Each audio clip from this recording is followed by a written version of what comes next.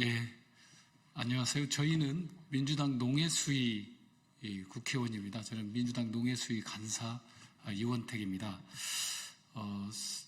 쌀의 수매가가 10월, 11월, 12월 통계청 조사에 시장의 평균 가격으로 12월 27일 날 결정이 납니다. 통계청에서는 5일, 15일, 25일 매월 3회씩 해서 총 9회인데 이 9회의 합계 평균 가격으로 결정이 나는데 지금 11월 5일 18만 2,700원대입니다. 10월달 11월 초까지 평균하면 18만 4,600원대입니다. 사실 이 정도면 우리 230만 농민 중에 쌀 농업 하시는 분이 120만이 넘습니다. 거의 사실 어려운 지경에 다 직면할 겁니다. 도시에 있는 노동자들은 임금 협상을 가지고 생존권을 다투지만 농민들은 1년에 농사지은 농산물 가격이 본인의 생존권에 직결됩니다.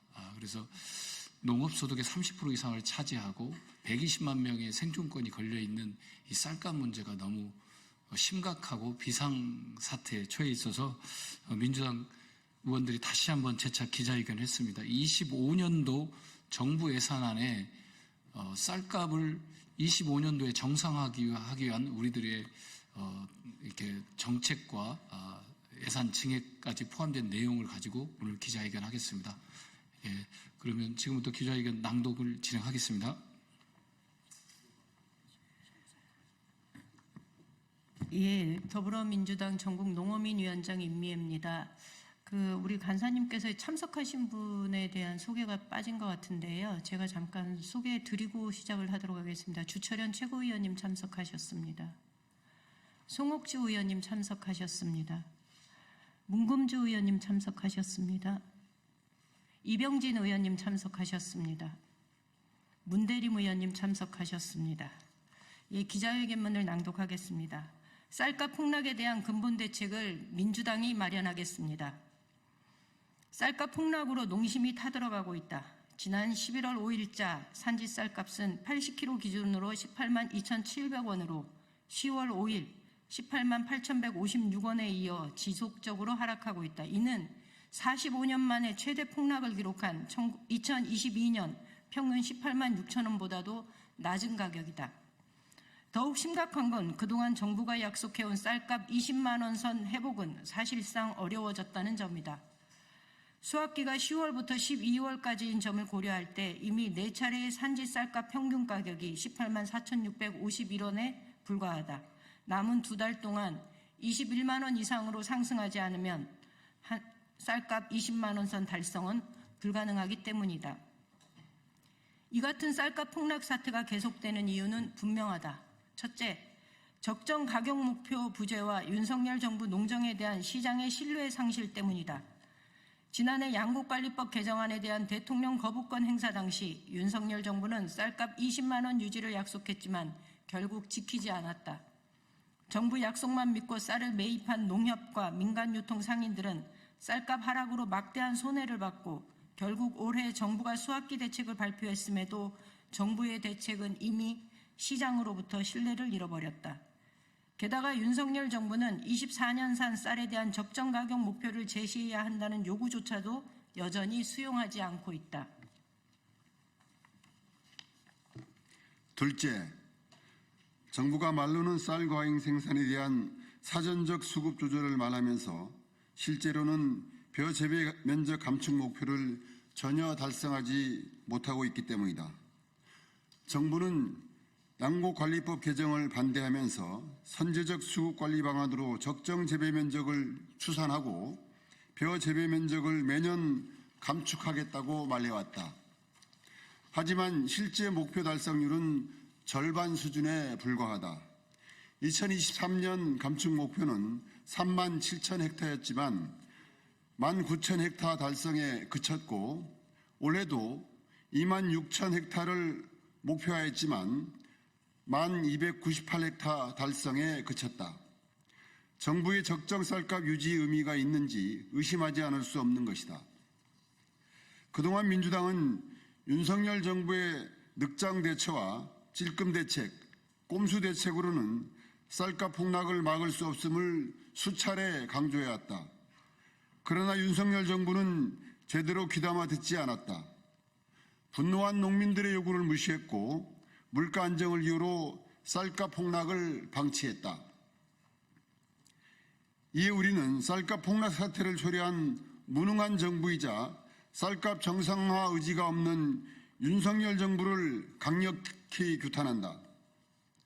쌀값 폭락을 막지 못한 농식품부 장관은 정책 실패에 책임지고 사퇴해야 하며 농심에 피멍들게 한 집권 여당은 200만 농민에게 즉각 사죄해야 한다.